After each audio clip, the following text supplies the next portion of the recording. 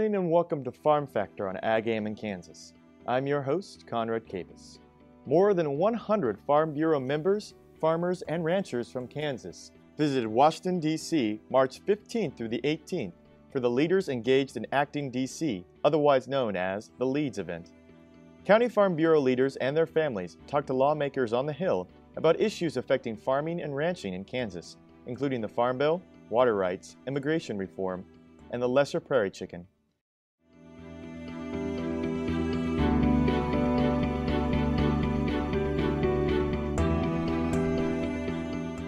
Closed captioning brought to you by Kansas Soybean Commission, the Soybean Checkoff Progress, powered by Kansas farmers. This segment is brought to you by Kansas Wheat. Learn more at rediscoverwheat.org. Good morning and welcome to Farm Factor on AGam in Kansas. I'm your host, Conrad Kabus. Several members of the Kansas Farm Bureau recently visited Washington, D.C. in March. County Farm Bureau leaders and their families talked to lawmakers about issues affecting farming and ranching in Kansas, including the Farm Bill, water rights, immigration reform, and the Lesser Prairie Chicken. The trip started off with briefings from key policy personnel at the American Farm Bureau Federation and wrapped up with a reception where Senator Jerry Moran spoke. Bob Stallman is the president of the American Farm Bureau and discussed the importance of Kansas delegation being in Washington, D.C. to tell their stories to their elected officials. I am Bob Stallman, president of the American Farm Bureau Federation, and we're very proud to have the Kansas Farm Bureau delegation in our office today. It is absolutely critical for our success as an organization that we have our grassroots come to town. You know, people think politics is about money and influence is about money, but the reality is it's votes. And having our members come in, those same members who have a relationship with their member of Congress back in their communities where they're leaders, hearing what they think is more important to a member than perhaps what we have to say here out of the national office. This is the beginning of a new Congress, and being so, it's a critical time. And we have a number of key issues that are teed up and are being discussed in this new Congress. We have issues like waters of the U.S. and how do we stop a regulation that EPA wants to put in place that could be extremely damaging to U.S. agriculture. We have the issue of biotechnology and labeling. How should we keep every state, city, in some cases municipalities from wanting to move forward with their own labeling scheme? We need some kind of reasonable framework, and we can pass law at the national level that does provide federal oversight in that regard. Immigration reform is a huge issue for those producers who need a lot of labor, whether they're dairy producers or fruit and vegetable growers, those kind of agricultural occupations that require a lot of labor. We need to do something to fix the problem we have in this country. We need a comprehensive solution, but agriculture also needs to have a solution to the labor needs. And it's very clear that Americans don't want to do the work that it takes on farms today. We have Endangered Species Act reform, and that's something that affects, I think, just about every state in this country, where the ESA, Endangered Species Act, is used as a regulatory and control mechanism, much more than it's used to actually recover species. And so major reforms are needed there, and we're right in the middle of the action, if you will, and trying to draft some legislation to do that.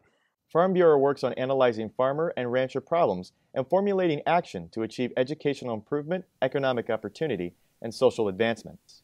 The one thing that has become absolutely clear when you talk about agriculture in this country and a society that is much changed and greatly removed from the realities of what we do on our farms and ranches is the need to get involved, to be active. No one is going to tell farmers and ranchers stories better than farmers and ranchers. So being involved in Farm Bureau is certainly one way to do that at the county level, and then at the state level, carrying those messages, and then ultimately those same policies and messages being carried up to the national level. The engagement it takes to, not only create the policy position, but then to come to Washington and actually help implement that policy, that takes work. You have the world is run by those who show up. And so it's very important for you to make that commitment to show up, because farmers and ranchers are the best people to tell the stories that they have on their own farms and ranches, to clearly state what we need to have in agriculture in terms of policies and to work to get those policies implemented. And so that involvement and engagement is absolutely critical, and we need to have every farmer and rancher that is concerned about their future get involved in that fashion.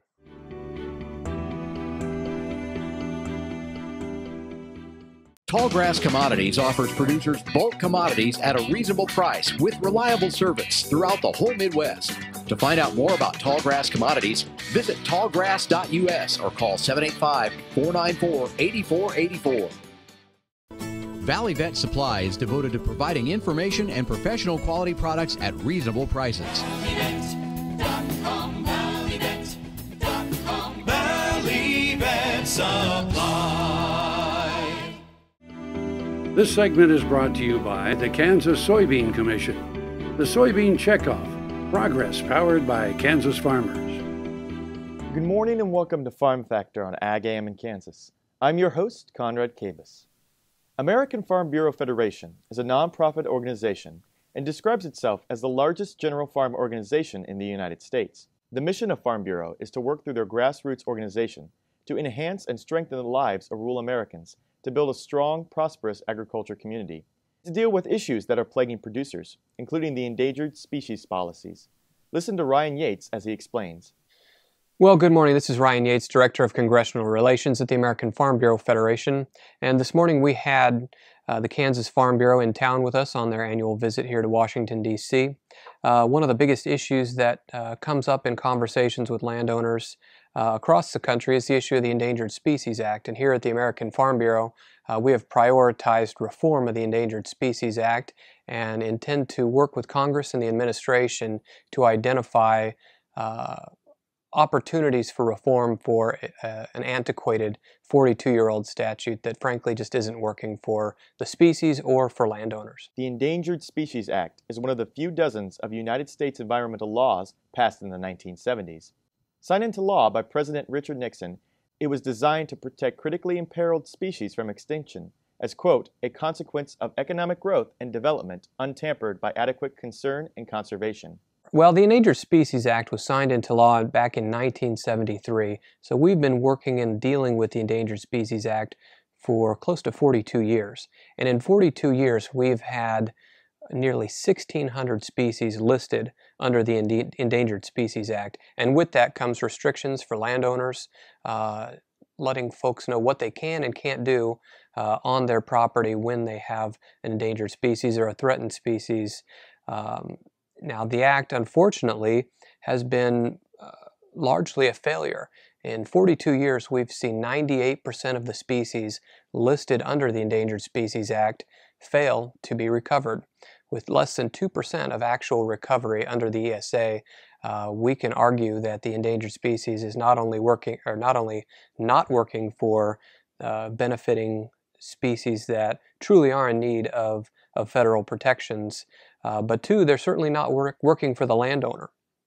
And we intend to identify opportunities for reforms with the new 114th Congress. In fact, in the state of Kansas, Chairman Roberts, the current chairman of the Senate Agriculture Committee, said that he feels the number one endangered species in the state of Kansas is the American farmer and rancher. So we intend to work with Chairman Roberts, Chairman Inhofe from the state of Oklahoma on identifying opportunities for reform within this new United States Senate that we have.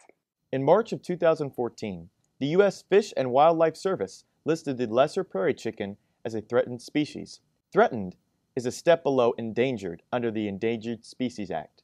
If the bird is listed as endangered, the livelihoods of farmers and ranchers and their rural communities will be significantly impacted. In the state of Kansas, a species of concern that was recently listed under the Endangered Species Act is the Lesser Prairie Chicken. One of the concerns that we have about the Lesser Prairie Chicken is, one, the process in which the species was listed, and two, opportunities for recovery of the bird.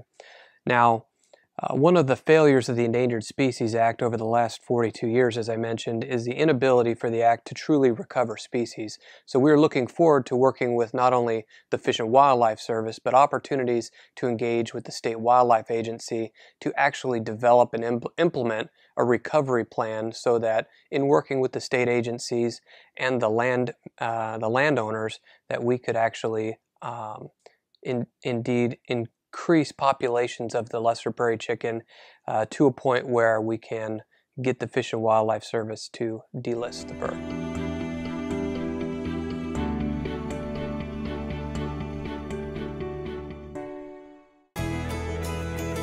Biodiesel made from sustainable resources is diversifying our fuel supply. This year, biodiesel will displace over 1 billion gallons of fossil fuel nationwide. It's making our economy stronger and our communities healthier. It's working here and across America. Get biodiesel going in your community. Visit americasadvancedbiofuel.com. Soil is the life of a farm, and for 25 years, SureCrop Liquid Crop Nutrition has helped growers produce abundant quality crops while preserving and improving the soils they steward. SureCrop offers complete soil and plant analysis with cropping recommendations, delivery direct to your on-farm storage, and quality crop nutrition custom blended for your field. Choose SureCrop for the assurance of excellence for your soil. Call today or visit their website for more. Farm Bureau, the voice of agriculture, represents grassroots agriculture. The state's largest and most powerful farm organization stands up for its members through leadership development, agriculture education, legal defense, environmental advocacy, farm safety, and risk management. Members also enjoy money-saving benefits. To join our organization today or to learn more, go to www.kfb.org or find us on Facebook and Twitter. Buying a car shouldn't be this hard. And at Brown Chevrolet Buick in Wamego, it isn't. It's actually awesome. Whether you want a new or used car or truck, Toby's team can make the deal. Even if you want to custom order a new car or truck, Toby's team can make the deal. See Toby's team at Brown Chevrolet Buick in Wamego. We're awesome. Hello friends, I'm Ernie Rodina. And I'm Dawn Dawson with the Better Horses Radio Show. For over 9 years, we've been bringing the Better Horses Radio Show to markets all across the Midwest. We talk about God, lots about horses. We talk about cows, we talk about horse health, we talk to top trainers, and we even talk about Roy Rogers. We're having a blast with Better Horses Radio Show and would love to take it to a market near you. So visit our website at betterhorsesradio.com and let us or your local radio station know you'd like to hear it in your area. The Better Horses Radio Show is unbelievable. Kansas Farm Bureau, the voice of agriculture. To join today or for more information, go to kfb.org or find us on Facebook and Twitter. Good morning and welcome to Farm Factor on AGam in Kansas. I'm your host, Conrad Kabus. The 1970s was an era of rapid change for the nation as well as American farmers. Several issues confronting farmers and Farm Bureau in the 70s remain the same today: international trade, water rights, property rights, and much more. So the American Farm Bureau actively works with producers to help create policies to help farmers and their operation. David is the Senior Director for Congressional Relations and discussed the need for sound trade policy in Washington, D.C. Hello, my name is David Salmonson. I'm Senior Director of Congressional Relations with the American Farm Bureau Federation at our office in Washington, D.C. And I'm happy to welcome everyone here to the visit to Washington.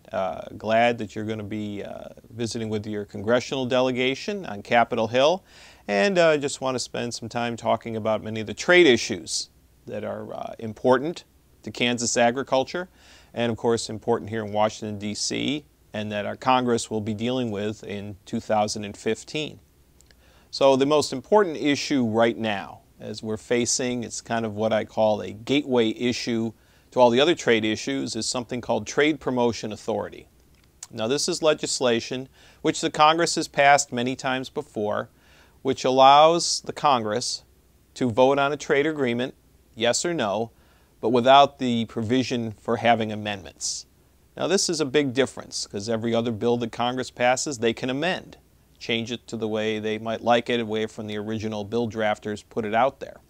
But in trade agreements, experience has shown that other countries will not finalize negotiations, will not make their best offers if they think the deal that they've concluded with our administration will have to be renegotiated due to congressional changes.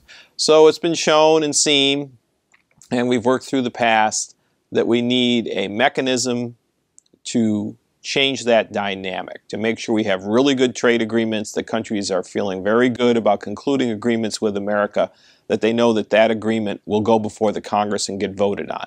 So the Trade Promotion Authority bill, along with setting out negotiating objectives, consultation procedures by the administration with Congress, at its heart is about Congress saying, just for trade agreements, we'll vote on them, but we will take away from ourselves the opportunity to amend them. And that has been very important to finalizing good trade agreements and to getting good trade agreements passed in Congress. We're expecting that legislation anytime, and we look to pass that through Congress this spring. So very interested in that, and encourage everyone to work with their congressional delegations and visits, emails, phone calls, letters, and say support TPA and support it now. Now, other issues that are ongoing, and the TPA leads to a trade negotiation that may rapidly draw to a close, even this summer, is something called the Trans-Pacific Partnership Negotiations. The U.S., along with 11 other countries around the Pacific, are negotiating a comprehensive trade deal that covers everything in business and industry and trade, and of course includes agriculture. For U.S. agriculture, the most important discussion in this is with Japan, a country that we do not already have a trade agreement with. We hopefully, through the process of the Trans-Pacific Partnership, will end up with a trade agreement with Japan. And we are working hard and supporting our trade negotiators on this as hard as we can to get lower tariffs into Japan, especially for beef and pork, and dairy products. We hope for some additional access for our rice production, lower tariffs and better food safety standards on dairy products also, which face a lot of barriers. So we're seeing some good positive movement there. And even though Japan is already a very good market for us at over $13 billion a year, we know we can do much better in that market if we're not facing prohibitively high tariffs and other barriers to our exports. So a lot of positive work there. We're still working to get better dairy access into Canada, another one of the participants in the Trans-Pacific negotiations, and those discussions are continuing. But looking forward, we think this could be wrapped up this summer, and with the TPA bill passed and a Trans-Pacific agreement getting wrapped up, we could have, at best, and a very scenario that we all wish would play out, a vote on the Trans-Pacific negotiations in Congress later this fall. Stay tuned. We'll have more on American Farm Bureau after the break.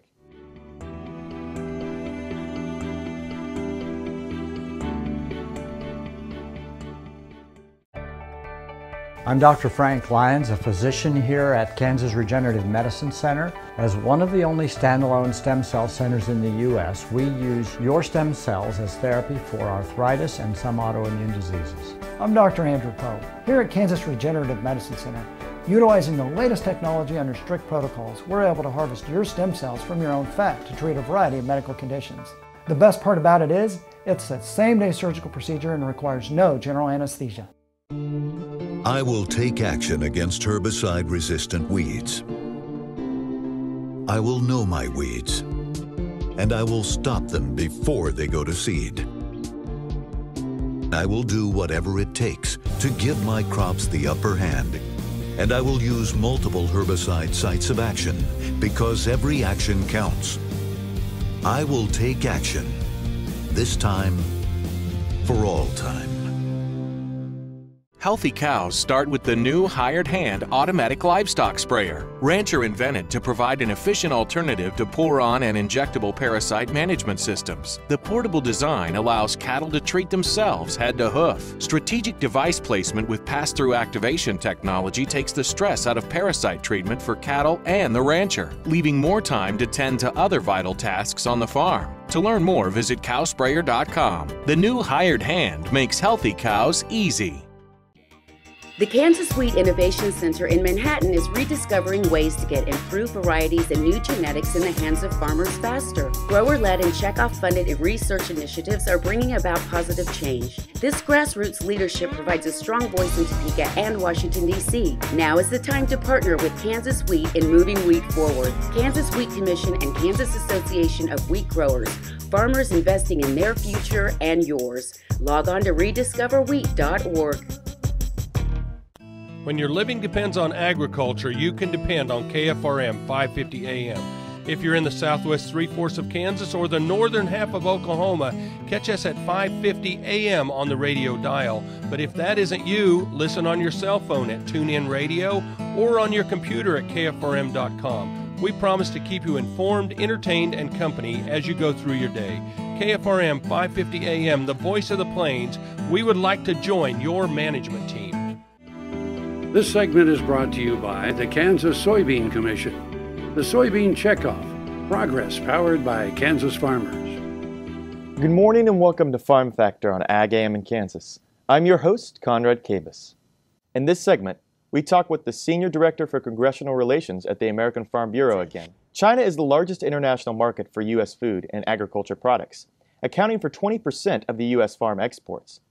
Since China joined the World Trade Organization in late of 2001, the U.S. agriculture exports to the country have grown exponentially, and the FAS projects that long-term growth will continue.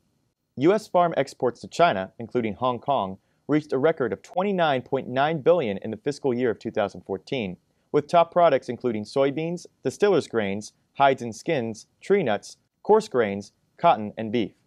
The United States' engagement with China will eventually encourage them to adhere to international standards and to adopt rational, forward-looking agriculture policies that benefit both U.S. and Chinese producers and consumers. With China, our largest export destination at over almost $28 billion in 2014, we have some issues. You know, you have to have trade issues, and it's good we have this trade with China. It grew from not even $1 billion 10 years ago to the heights it's at now. Has a strong impact on prices that U.S. farmers receive for soybeans, especially since they take so much of our soybeans. So there's such a big player in the market. When they make a move, it affects world prices. So in that way, exports to China are critical. But we're having trouble, issues with them on how they approve GM products. And they've been slow again. We try to get them to move on doing these approvals so that our farmers, we can all be certain that we produce a crop. Again, it will have acceptance worldwide, especially into a huge market such as China. So I know the U.S. government and the Chinese government are working on new procedures to try to get these approvals done in a manner that benefits everyone. So basically get them done in a more timely fashion. So that effort continues. Also with China, right now we have several issues dealing with poultry trade, and those are all being worked on. Right now they're banning U.S. poultry imports due to the avian influenza that's popped up in several states, but that's being worked on also. All right, another issue in China is U.S. beef exports. Now, officially, since the limited outbreak of BSE in the U.S. in December of 2003, China has banned U.S. beef exports to them. We're working hard to get that ban lifted, though there has been some beef movement into China. Officially, the ban still exists, and we're concerned that at any time, for whatever reasons domestically, China could work to have a total ban on U.S. beef exports. So that's an area that we keep working on, keep encouraging our people from the U.S. Department of Agriculture and the Office of U.S. Trade Representative to have China join the rest of the world in realizing that U.S. beef is safe and allowing formal exports again. Thank you for watching today's program on the American Farm Bureau Federation and Kansas farmers in Washington, D.C. For more of Farm Factor, or if you want to view this program again, visit us on www.agaminkansas.com, or you can like us on Facebook or follow us on Twitter. So have a good day with good luck.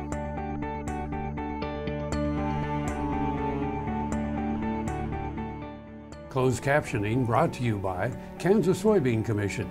The Soybean Checkoff, Progress, powered by Kansas farmers.